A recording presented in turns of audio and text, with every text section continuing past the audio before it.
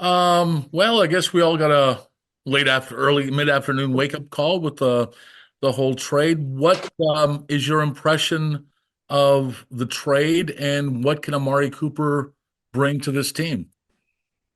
Yeah, you know, first and foremost, believe in the receivers that we already have in the room, and we'll see when Amari gets here and how we can get him up to speed and get him integrated into what we do and how we do things. It's never about one guy. We're thankful to have him, but it's never about just one guy, and it's about the team. So we're anxious to get him on board here and get rolling.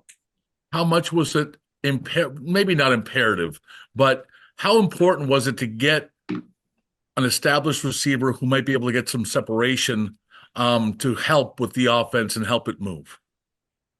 Well, those qualities are important. As you know, John, you've been around us a long time, and having the ability to get separation and I think just adds to our flavor on offense, right? And we've been doing some good things, and I think that'll be a added bonus for us as we move forward here. Thank you so much. Sure.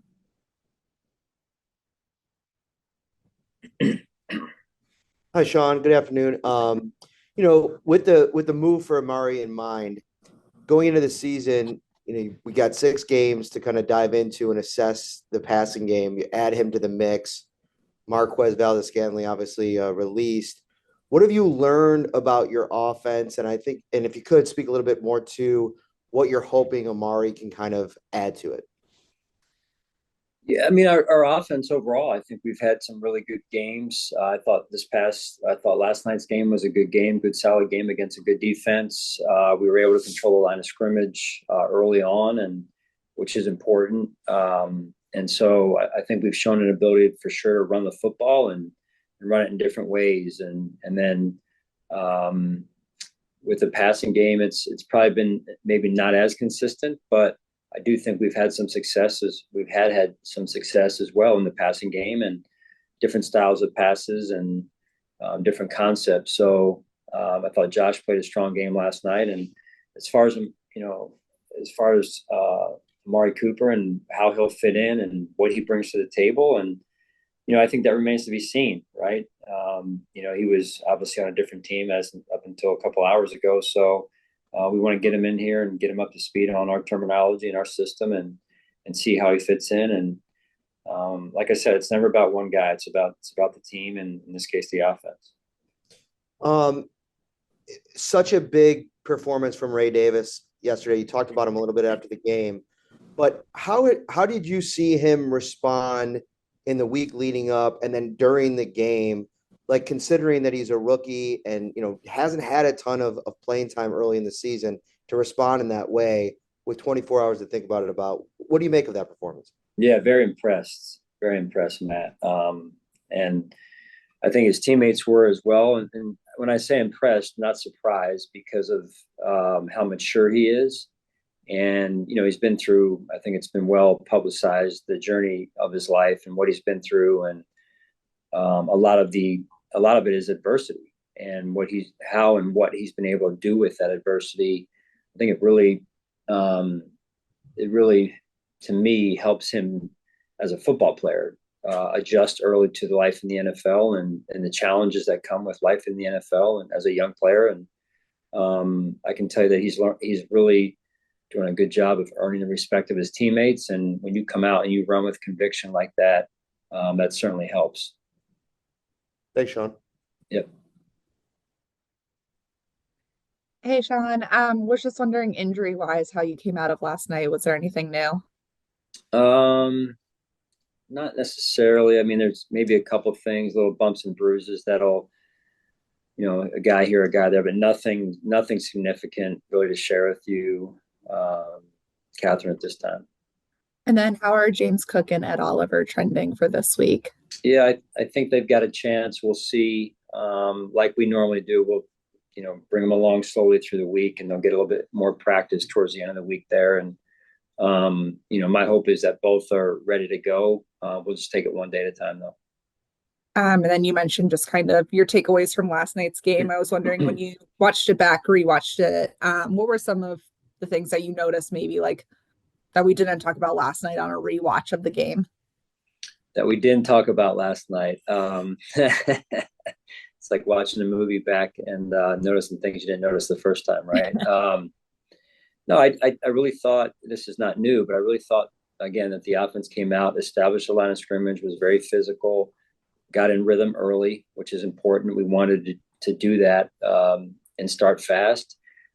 Defensively, didn't start as fast as we would have liked, but I thought made some good adjustments and hung in there and made a good, obviously some big time plays down the stretch in the fourth quarter, plays on the ball, in particular Rapp, DeMar, and Tarrant. Thanks. Sure. Hey, Sean, how you doing? You hear me okay? Yeah, I got you, Thad. Go ahead, buddy. Hey, look, I totally respect that a move like this is made with Amari Cooper. You're a professional. You've got to figure out how to incorporate him in the offense, work him into the culture. But is there an excitement in the building? Is there, a jolt of energy into the staff that, a player of this caliber is going to enter into the mix and help you guys out going forward now? I mean, anytime you feel like you're improving as a football team, Thad, I would say yes. But again, it's on paper is one thing, right? At the end of the day, can the person play and help us? That's really what we're here to see over the next couple of days. And I would hope that the answer to all of that is yes. And going up against Amari and having a ton of respect for him and his game.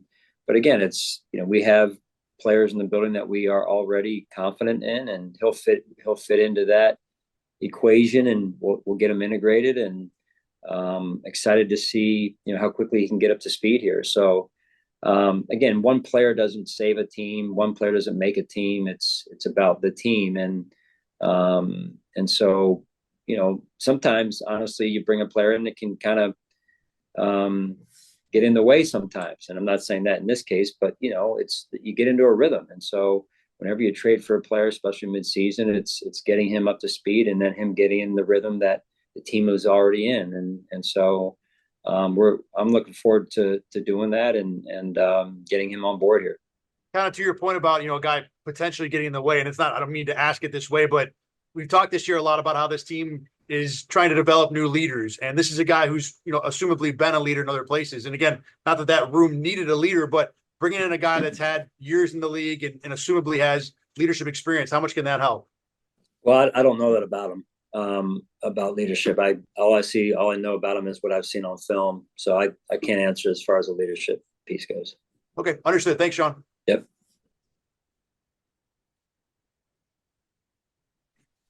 Coach, welcome back. Mookie Hawkins, Welfare Sports 1080.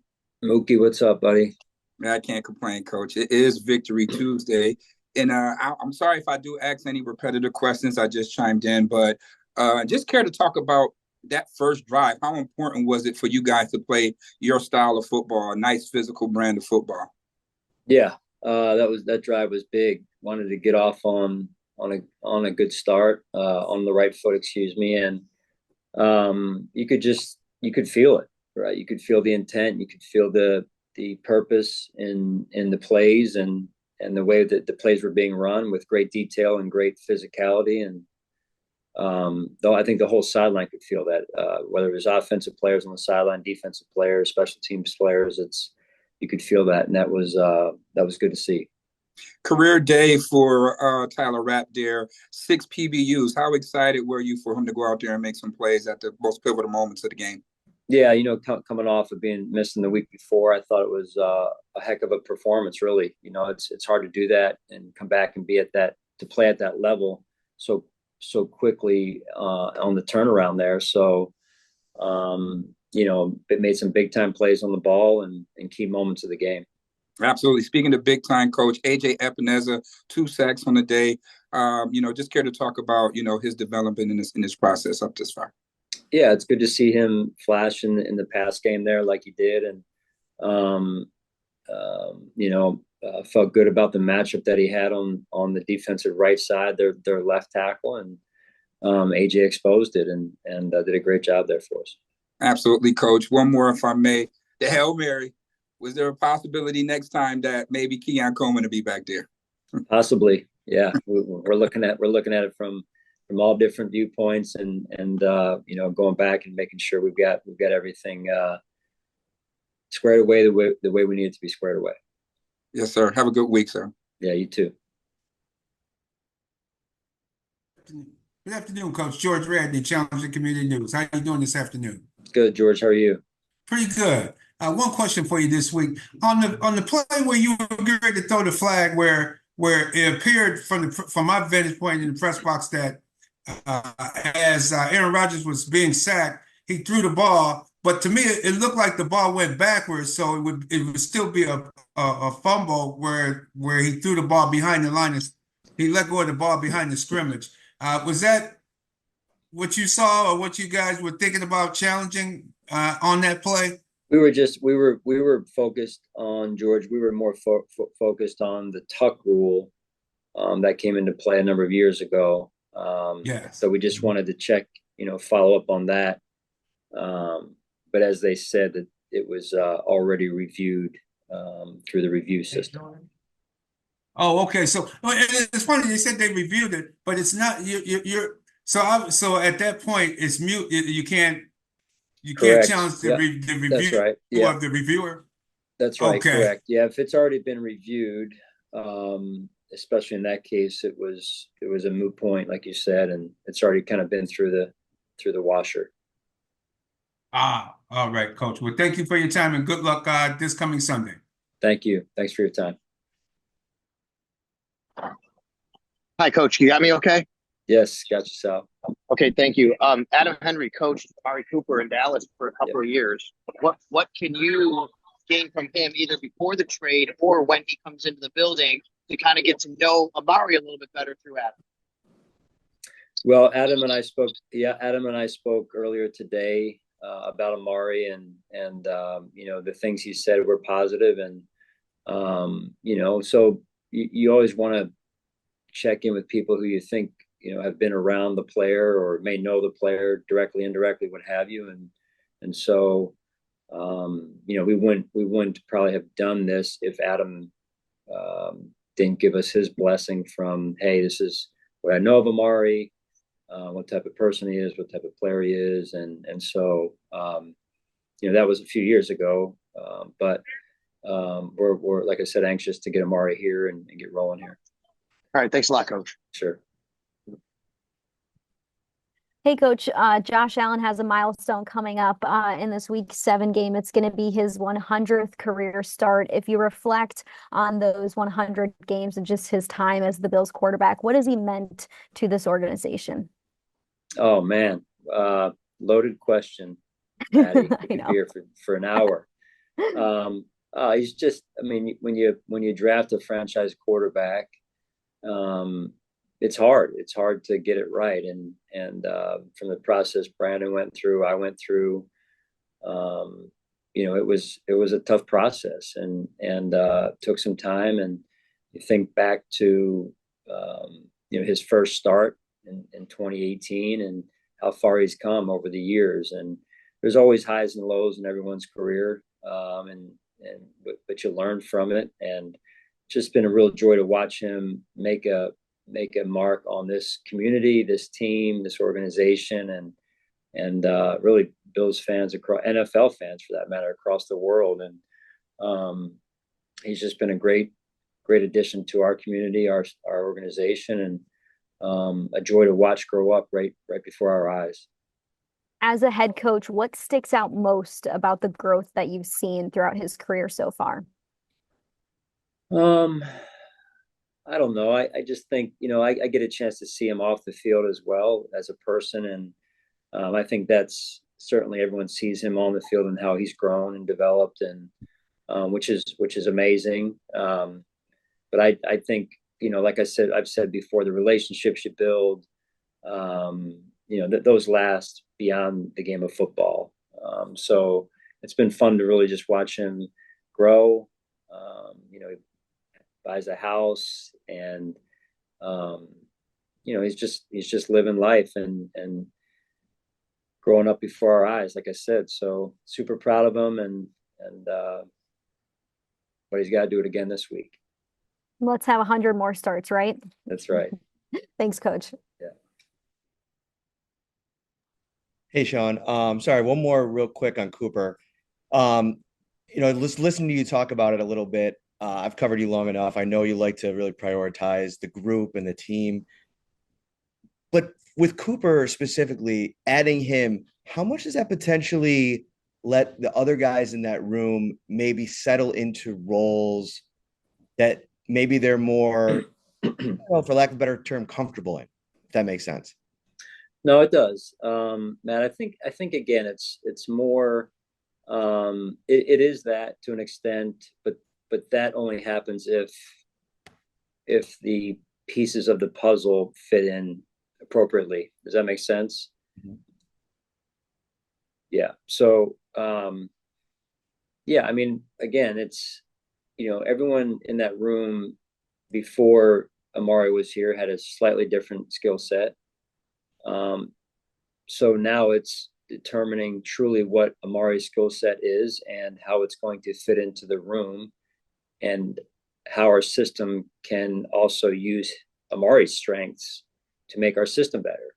So, like I've talked about that before, where it's important that you identify the strengths of the player, and then you use his strengths you tell your system to his strengths, so that your system becomes even better. So, and that's some of the cadence that I was referring to, the rhythm of making sure that, we get, he's on board the right way, and we get rolling with a rhythm that we had coming out of the game from the other night. So, that's part of the onboarding process. No, I appreciate that. And then quickly on Tyler Bass, I sense a deal of anxiety about him within the fan base. Do you have any of that? Is there any reservations about, his performance so far through this season? Where are you at with Tyler? I can understand everyone's concern. I'm concerned the same.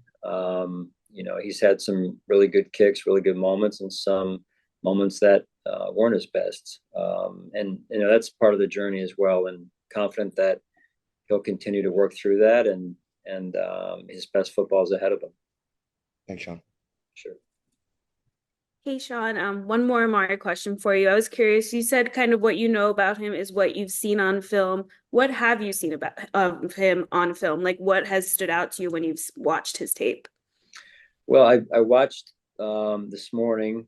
I came over here and watched, I think it was 50 targets that he's had this year, Elena. And, you can see chronologically through the season how he's, kind of gotten his feet underneath of him a little bit. He's working in a different system with different quarterbacks,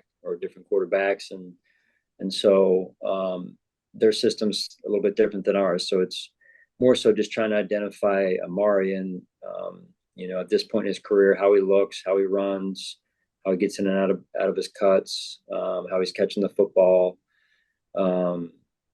So it's just trying to identify the skill set at this point. Thank you.